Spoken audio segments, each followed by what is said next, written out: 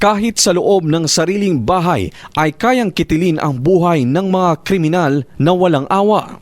Ito ang sinapit ng isang padre de pamilya na nasaksihan pa ng 8 taong gulang na anak na babae ang walang habas na pagpaslang kay alias Boy sa barangay Lampayan, Matalam, Cotabato sa kasagsagan ng maulan na gabi ng Lunes. Kakain lang sana ng hapunan ng biktima nang pagbabarilin ito ng salarin. Sa ulo ito tinamaan na sanhi ng kanyang agarang kamatayan. Ayon sa kanyang nanay ay wala naman itong naagrabyado, bagamat nagwawala ito kapag nalalasing, pero tanging pamilya nito ang kanyang napagbubuntungan at hindi naman ang ibang tao. Ay, sadag na lakot na Ginoo sa lunta. Ipakonsensyahan niya ng taong nagbuhat yung anak, lago yung mga anak. Gusto na ako unsa sa mga kuan nga.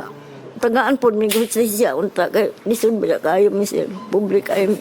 Si alias Boy ay katiwala sa sakahan ni Father Antonio Lopida, ang healing priest ng Matalam, Cotabato. Naulila nito ang kanyang asawa at 6 na mga anak. Samantala, patuloy namang nagpapagaling sa ospital ang pinsan ng naunang biktima na tagalampayan din matapos itong pagbabarilin gabi kamakalawa. Kinilala itong si alias Oli na kapatid ng kapitan ng nabanggit na barangay. Sa tiyan at balakang ito tinamaan na kritikal ngayon sa ospital. Nagpapatuloy naman ang investigasyon ng Matalam PNP sa 2 pamamaril.